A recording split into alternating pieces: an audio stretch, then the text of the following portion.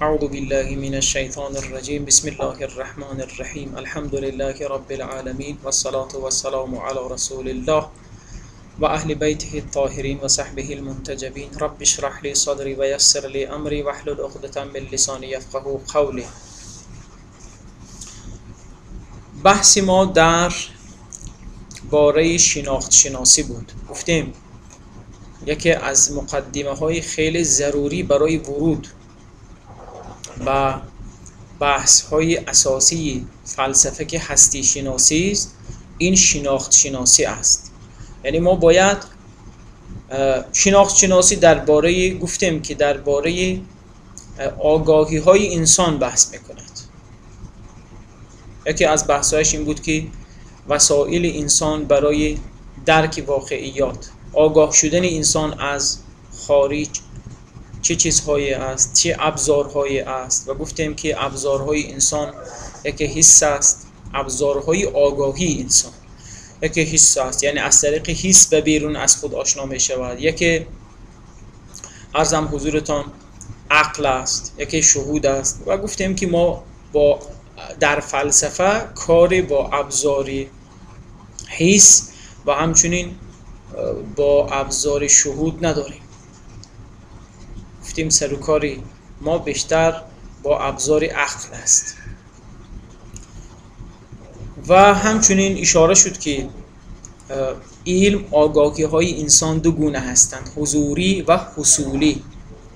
آگاهی های حضوری این بود که معلوم انسان با واقعیت خودش پیش انسان حضور پیدا میکند. به عبارت دیگر انسان آنها را مییابد. باز به عبارت دیگر آگاهی های حضوری آنجاست که عالم و معلوم یک چیز هستند یا متحد هستند، با هم از هم جدا نیستند. اما آگاهی های حصولی آن است که خب معلوم و عالم دو چیز هستند. خب هنگام آگاهی ما به یک شیئی که در بیرون هست، خب به این صورت نیست که آن معلوم خودش پیش انسان حاضر شود، به عبارت دیگر با نفس ما متحد شود، نه، بلکه به وسیله صورت و مفهوم است که پیش ما آن صورت حاضر می شود و آن صورت حکایتگری خارج است. این گفتیم علم حصولی. درباره علم حضوری بحث های شد و فعلا کار با اون نداره. مهم در فلسفه علم حصولی است، یعنی همان معلوماتی که در پیش ما هست و این معلومات و این آگاهی ها به نوع حکایتگری خارج هستند. ما باید در این باره بحث کنیم. برای همین خاطر در درس امروز ما به بررسی علم حصولی میپردازیم. تا علم حصولی و حقیقت نمایی وی از نظر فلسفی تبیین نگردد، روشن نشود، اصلا پرداختن به علوم به معناست، به هر علم، فلسفه و حتی علوم تجربه.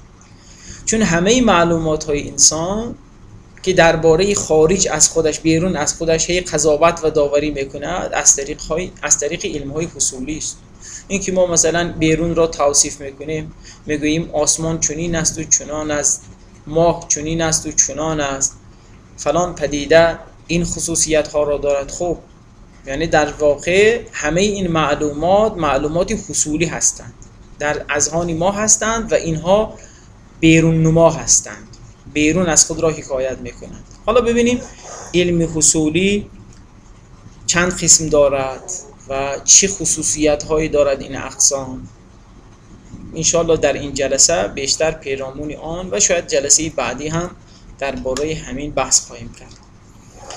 در یک تقسیم علم و آگاهی انسان، آگاهی حصولی، دیگر حضوری را فعلا فراموش کنید. دو قسم هست، تصور و تصدیق. توجه کنید، یعنی ما شق سوم نداریم.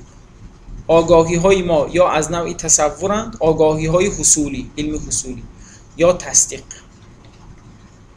زیرا مفهومی که توجه بفرمایید، تصور این است، تصور یک مفهومی ساده است، مفهومی ساده. همین که فرض کنید شما چشمتون را باز میکنید و در برابرتون یک درخت رو میبینید، صورت این درخت در ذهن شما نقش میبندد.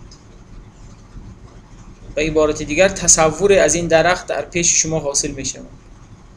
فقط تصور، دیگه هیچ. این یعنی یک نوع آگاهی است، اسم این تصور است. البته در منطق عرضم حضورتان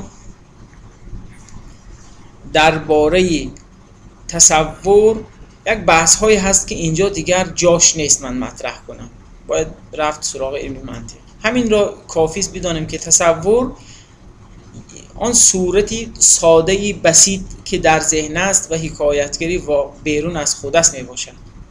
اما تصدیق نه. تصدیق نوع حکم است، تصوری خالی نیست. مثال میزنم، یک وقت هست شما ماه رو نگاه میکنید، فقط تصور از ماه در ذهن شما حاصل میشه. یک وقت هست نه، شما ماه رو نگاه میکنید و میگویید ماه درخشان است. این ماه درخشان است تصور نیست، تصدیق است. شما در تصدیق به اضافه تصوری خودی ماه یک حکم هم دارید میکنید، یک تصدیق میکنید که این ماه، حکم میکنید که این ماه درخشان است. این را میگن تصدیق. متوجه هستید؟ لذا در منطق درباره تصدیق گفتند که تصدیق عبارت است از یک گزاره که عبارت از موضوع و محمول است. مثلا ماه درخشان است، در اینجا ماه موضوعی مسئله است و درخشان محمولش است. و تصدیق آنجاست که شما حکم به درخشندگی ماه میکنید، یعنی این محمول را بر ماه بار میکنید، حمل میکنید. به عبارت خیلی ساده، بین محمول و موضوع قائل به یک اتحاد هستید. ماه درخشان است، حکم میکنید. این تصدیق است.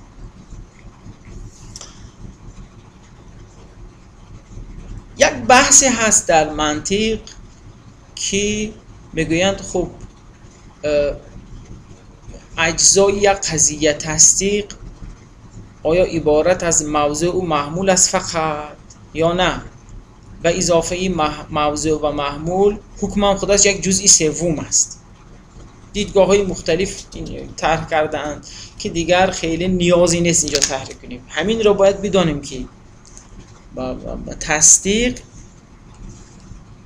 تشکیل شده است موضوع، محمول و حکم.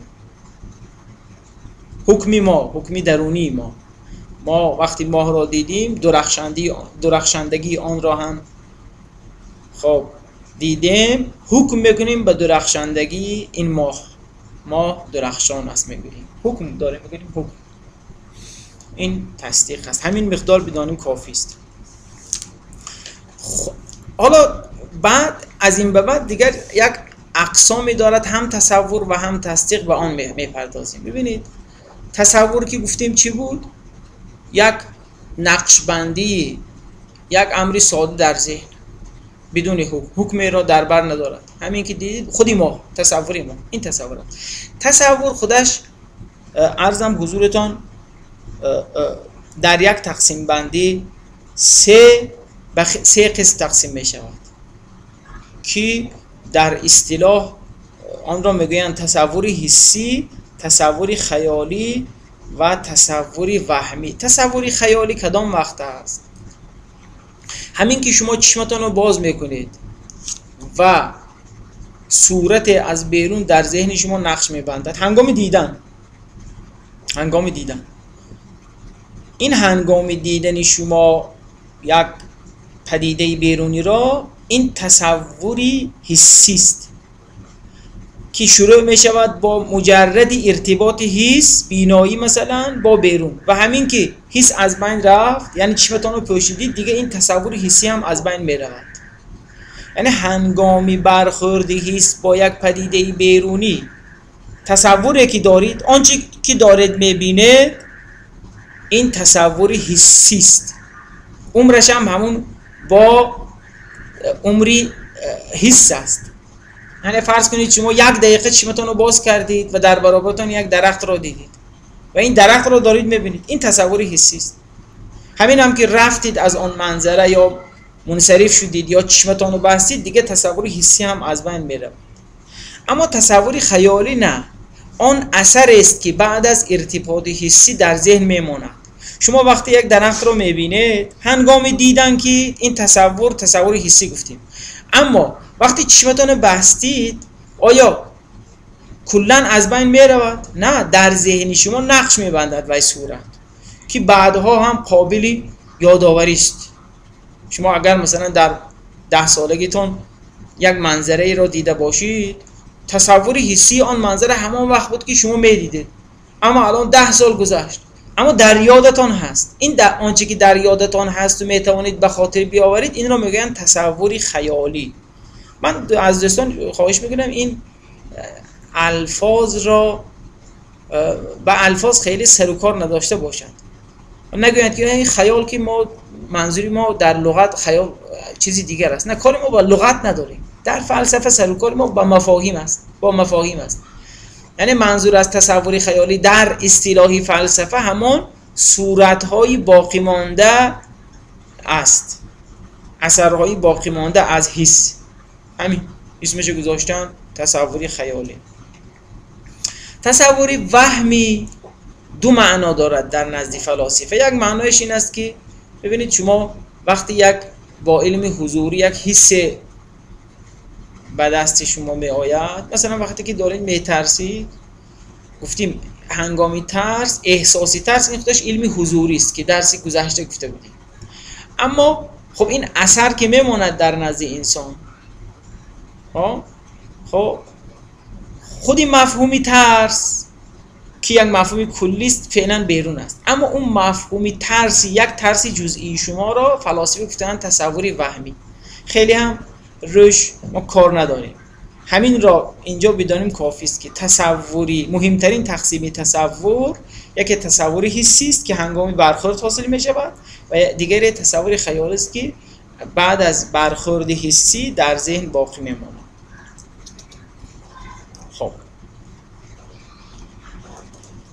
اما یک تقسیماتی داریم برای تصور به لحاظ دیگر.